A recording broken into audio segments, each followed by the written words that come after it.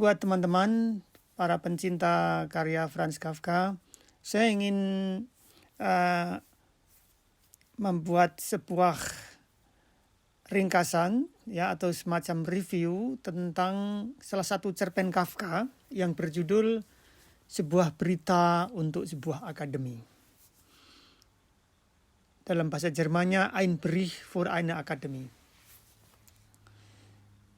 Kafka tak hanya ahli mendeskripsikan manusia menjadi kecoa, namun ia juga lihai menggambarkan kera yang dalam proses menjadi sosok manusia.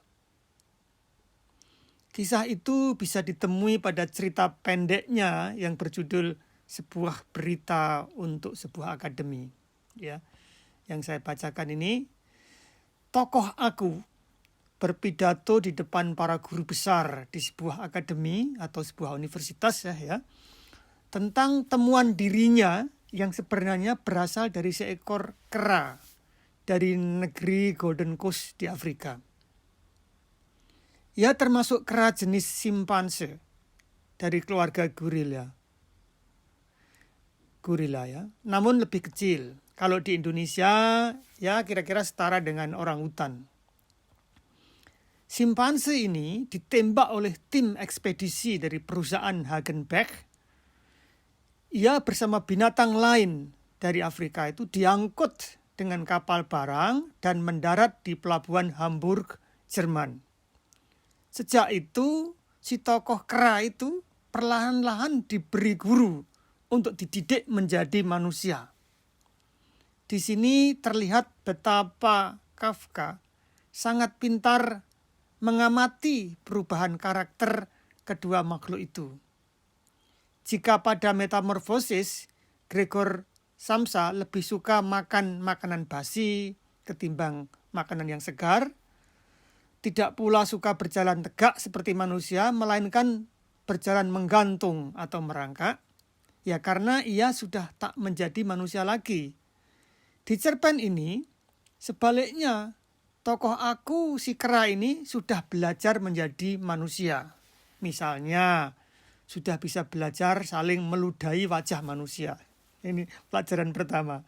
Namun karakter keranya masih membekas. Sehingga usai wajahnya diludahi, ia menjilati kembali lidahnya sendiri itu. Dengan lidahnya sendiri. Padahal manusia sesungguhnya, kalau sudah meludah, ya tidak menjilat wajahnya dengan lidahnya sendiri. Nah, bisa dibilang setiap diksi Kafka yang ada menurut saya itu sangat bermanfaat. Semua deret diksinya mengandung kekuatan yang indah. Pada cerpen ini saya membuat poin, ya kira-kira ada 68 poin. Peristiwa kecil-kecil yang ada dalam cerpen ini. Pertama adalah sifat-sifat kera, tokoh aku ini, sifat-sifat kera sebelum menjadi sosok manusia awalnya. Kemudian 5 tahun lamanya tokoh aku, si kera ini, meninggalkan habitat keranya di Afrika. Ketiga, tokoh aku berkeyakinan waktu masih muda berjiwa bebas. Yang keempat, pilihan menjadi manusia terus dicambuk, dipaksakan. Kelima, hidup di bawah langit menjadi manusia semakin sempit dan direndahkan. Keenam, ia terjerumus ke lubang dan menjadikan tokoh aku sebagai yang kecil. Ketujuh, kera berbadan kecil itu setaraf dengan Asile yang agung. Itu tokoh dalam legenda dalam novel Odyssey ya. Atau epos Odyssey karya Homer. Pelajaran pertama menjadi manusia dari si kera itu adalah memukul. Wah ini. Tokoh aku, nomor 9, tokoh aku mengakui bahwa paparannya di akademi itu tidaklah sangat ilmiah. Poin 10, belajar tidak mengatakan sesuatu walau masalahnya urgent. Nah, ini sifat baru dari manusia. Tokoh aku berasal dari Golden Coast di pantai Afrika. Poin ke-12, perusahaan Hagenbeck ini berasal dari Eropa, adalah sebuah ekspedisi berburu binatang di Afrika. Poin 13, tokoh aku ditembak 2 kali, di pipi dan bawah pinggul. 14, bekas tembakan berwarna merah hingga dijuluki Road Peter atau si Peter merah. Jadi tembakannya itu membekas merah itu. 15, tokoh aku berjalan sedikit pincang. Ya. Ke-16, tokoh aku membaca koran. Wah, ini udah mulai belajar membaca koran seperti manusia. Ada 10.000 anjing jenis kurus yang dilepaskan karena tokoh aku ini. Ke-17, sebagai manusia simpanse, yaitu manusia setengah kera, si tokoh aku juga tidak terlalu bernasib buruk sekali. 18, jika ada pengunjung datang, tokoh aku harus buka celana dan menunjukkan bekas tembakan. Nah, ini sudah diajari ya. Nomor 19, usai terkena tembakan, tokoh aku itu tiba-tiba sudah berada di dalam sangkar. Jadi dia seperti tidak sadar ya. Begitu tembak, dia sudah di dalam sangkar. Gitu. Ke-20, sangkar itu berjeruji dari bahan besi, bentuknya segitiga. Namun ditaruh di kotak berdinding segi 4. Nah, di dalam kapal ini. Ke-21, lutut kera itu terasa gemetar, tapi tak bisa dilihat karena gelap. Nah, itu di dalam perjalanan. Ke-22, kotak itu diletakkan di papan yang sudah paten. Artinya kotaknya itu betul-betul tidak bergerak karena ini di perjalanan di kapal. 23, tokoh aku harus membiasakan tidak membuat suara gaduh. Ke-24, tokoh aku merasa tersiksa ketika mencari kutu di kapal. Jadi dalam perjalanan ini, di kapal itu mencari kutu agak susah. Itu.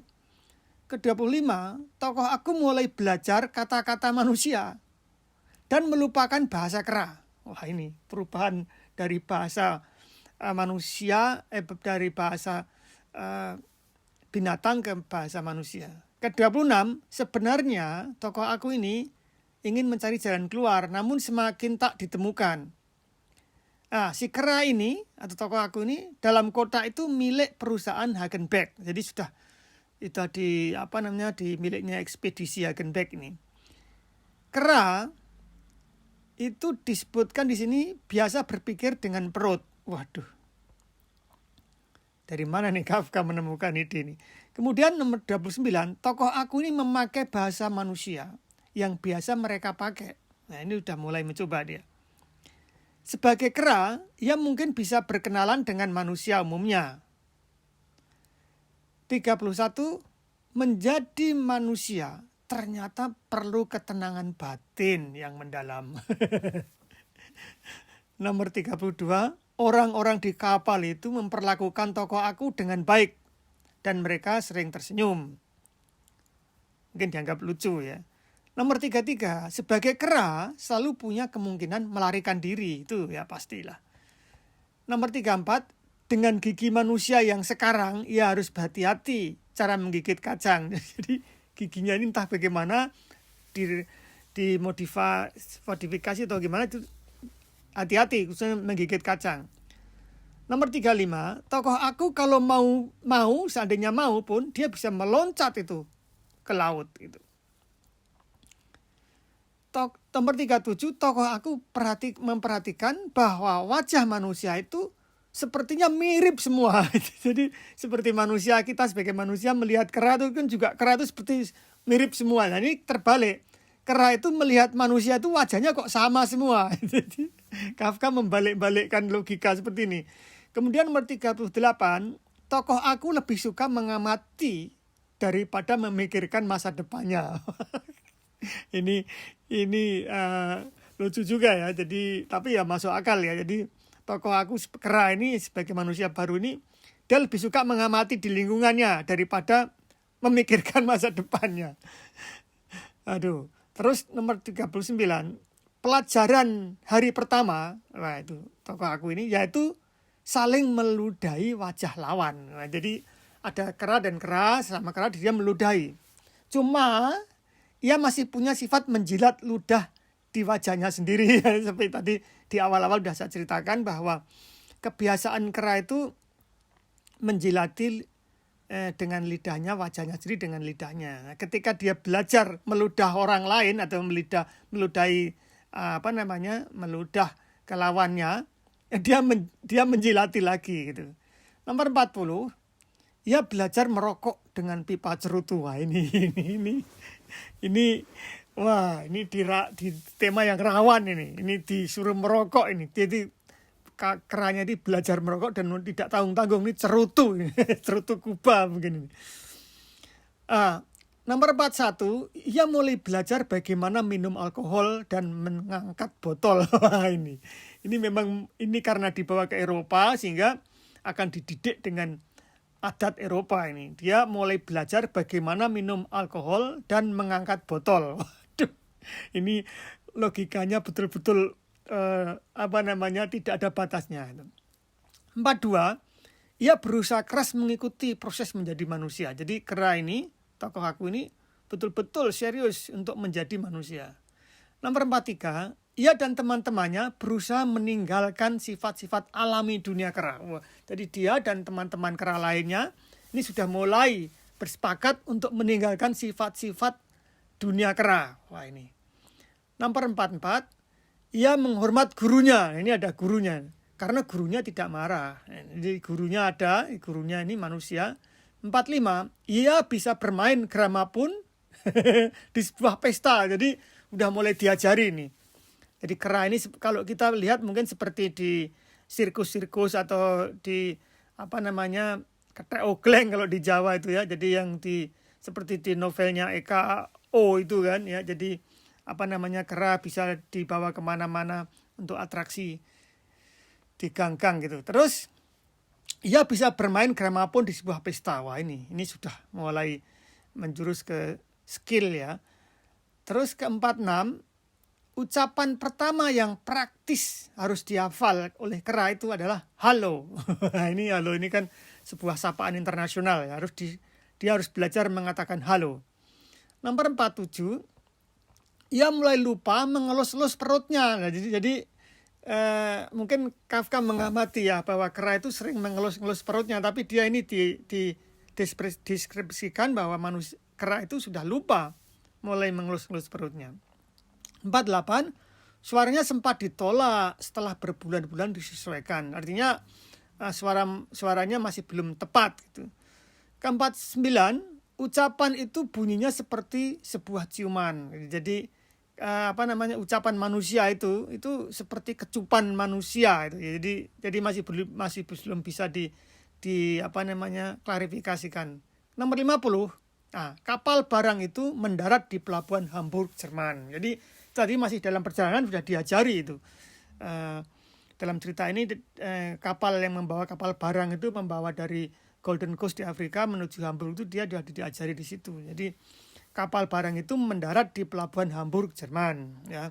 Jadi ini menarik, Kafka mengambil pelabuhan Jerman, Hamburg, karena pada novel Amerika itu juga perjalanannya juga dari pelabuhan di Jerman. Itu dimungkinkan dari Hamburg juga.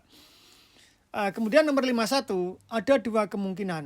Tokoh aku dibawa ke kebun binatang atau ke alternatif lainnya. Gitu. Jadi di situ masih pun diajari, tapi dia masih mempunyai dua kemungkinan. Antara dia dibawa ke kebun binatang, artinya dimasukkan ke sangkar, atau di alternatif lain. Nah, ini alternatif lainnya apa? Nah, nomor 52, tokoh aku tidak marah. Cuma kalau ia dimasukkan ke sangkar lagi, tamatlah riwayatnya. Jadi tokoh aku ini juga udah mulai berpikir ini. Dia tidak marah, tidak agresif, tapi dia berpikir kalau dia dimasukkan ke sangkar lagi di kebun binatang, ya anggaplah dia nasibnya sudah selesai gitu ya. Nomor 53, guru pertamanya praktis praktek keras sendiri. Wah, jadi guru yang mengajari si tokoh aku ini persis kera sendiri. Wah, ini ya, saya masih belum tahu apakah ini memang manusia atau kera ini ya. Jadi di sini Kafka tidak menjelaskan secara eksplisit gitu. Nomor 54, tokoh aku memerlukan banyak guru dalam waktu yang sama. Waduh. Jadi gurunya harus banyak dan dia harus belajar di waktu yang sama. Tiap guru berada di kamar masing-masing. Jadi gurunya itu seperti di kamar sendiri-sendiri gitu, dan tokoh aku melompat dari kamar ke kamar yang lain. Ini seperti di sekolahan mungkin ya, dari masuk pindah kelas ini ke kelas lain. Nomor 56, tokoh aku mengalami kemajuan pesat. Ia mengikuti pendidikan Eropa. Gila ini Kafka ini. Itu kera dari Afrika suruh belajar seperti pendidikan di Eropa. Nomor 57, bahkan tokoh aku bisa berbahasa Jerman. Wah, ini yang sangat dahsyat ini. Ini kenapa bahasa Jerman gitu ya? Karena mungkin Kafka sendiri juga menulis dalam bahasa Jerman. Kenapa nggak bahasa Prancis misalkan? Dan jelas memang ini ekspedisi ini di Hamburg ya, di pelabuhannya juga Hamburg di Jerman. Jadi tokoh aku yang kera ini bisa berbahasa Jerman. Saya ingat Mark Twain ini belajar bahasa Jerman di Jerman.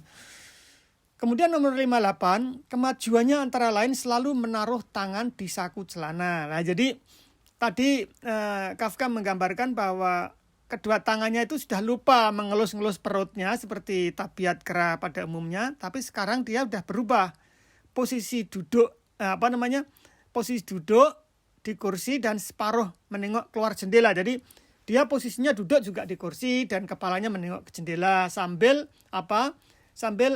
tangannya ini ditaruh di saku celana. Ini nih.